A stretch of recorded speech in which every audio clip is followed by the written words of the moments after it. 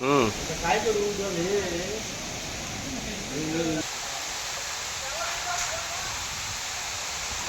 त्याच्या आधी व्यवस्थित ना. हां हां मग फिरायला येऊ दे, जर चालू असेल तर मी सगळं करून घेऊ, काय टेन्शन नाही. हां हेमराजकडे देतो ना करून,